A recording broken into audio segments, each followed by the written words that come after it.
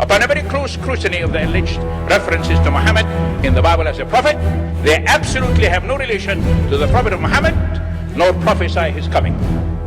Muhammad is not mentioned in the Old Testament.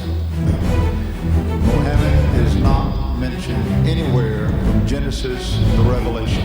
Muhammad is God's true messenger. That's a joke.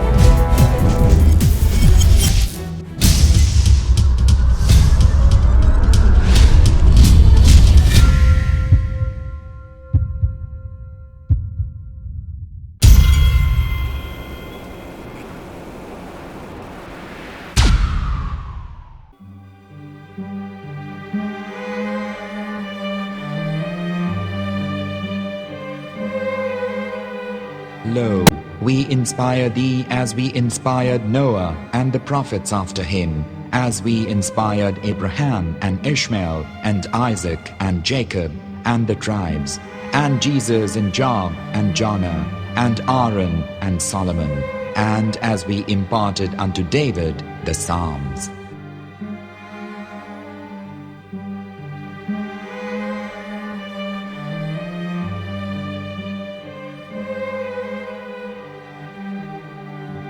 The verse we've just heard is from chapter 4 of the Quran. In the verse, God is affirming to humanity that Muhammad is indeed the recipient of a divine guidance, just as Noah, Abraham, and the rest of the prophets. However, some Christians and Jews today don't believe that Muhammad was a prophet and the covenant that God made with Abraham. And since the Quran is not their book of authority, in this video I'm going to show you that the book you're holding in your hands contains the name off the seal of prophethood, the Prophet Muhammad.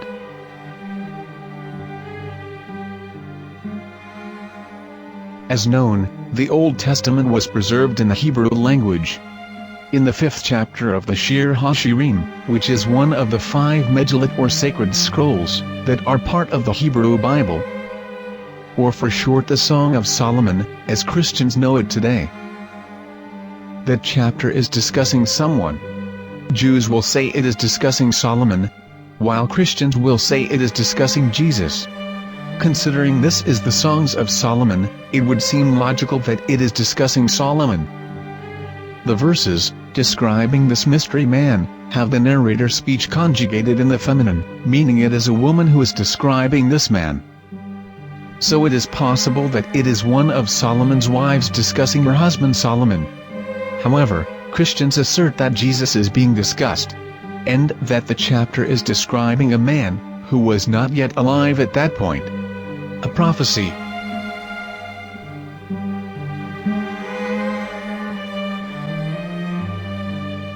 In reading the English translation of Song of Songs 5:16, it finishes the description by saying, "He is altogether lovely," but what most people don't know is that the name of that man was given in the original Megillat. Here is verse 16, and how it is written in ancient Hebrew, before introducing the vowels, in the 8th century. From the Hebrew Bible, on scripturetext.com. Here is the word in question. This word is made of 4 letters.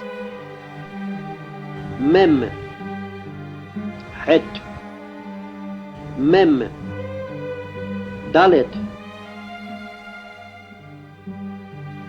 Now when reading the word as it is written in its original form, with no vowels, it can be read as Muhammad, which is the name of the Muslim prophet, or as Mamad with no A after the H.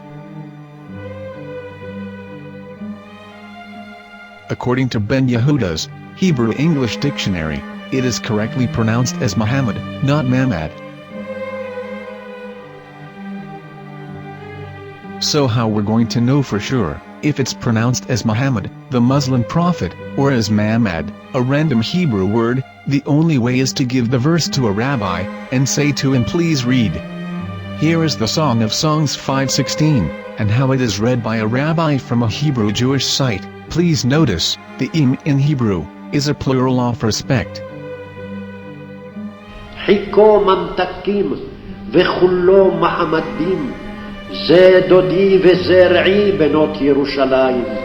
חיכו ממתקים וכולו מחמד, מחמד, מחמד, מחמד, מחמד, מחמדים. זה דודי וזה רעי בנות ירושלים.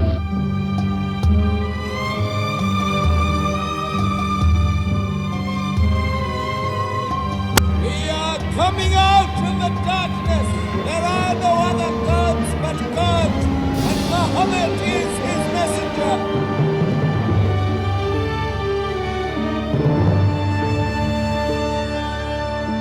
Let the world hear.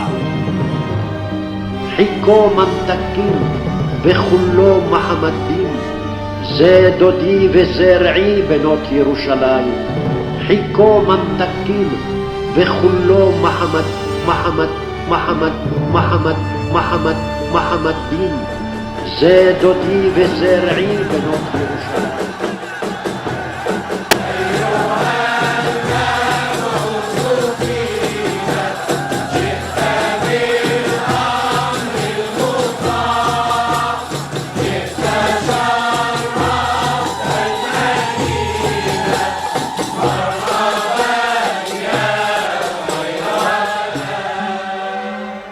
Here is the famous SDL translation tool, which includes a professional human translation as well as an online translation. We're going to copy our Hebrew word of the Song of Songs directly from the Jewish site. It's the same site where you can hear the rabbi reading the verse in Hebrew. All links are in the description, so we're going to copy the word and paste it and ask, please translate. Are they going to translate the meaning of the name of that person? As the Bible translators did. Which is the praised and the lovely one, or are they going to keep the name as it is? Well, see it yourself. Here is the World Lingo translator. The result is the same. It's Muhammad. You have no right. You have no right to translate names of people. Anybody. Your name should be retained. Mr. Black is Mr. Black, though he's white. You have no right to translate names of people. But they have been doing that.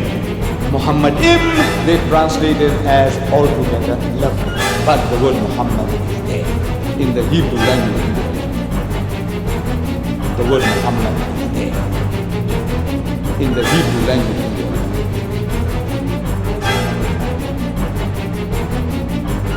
I will tell you a story from my own personal experience. Years ago, I used to spend every Sunday afternoon in a place called Speaker's Corner. And in my years down there, I got to know a Jewish rabbi. He was a very nice man. He used to listen to me, and he was always very polite and talked about Islam in a very nice way. And one day during one of our conversations after some years, I thought that it was about time I should invite him to Islam.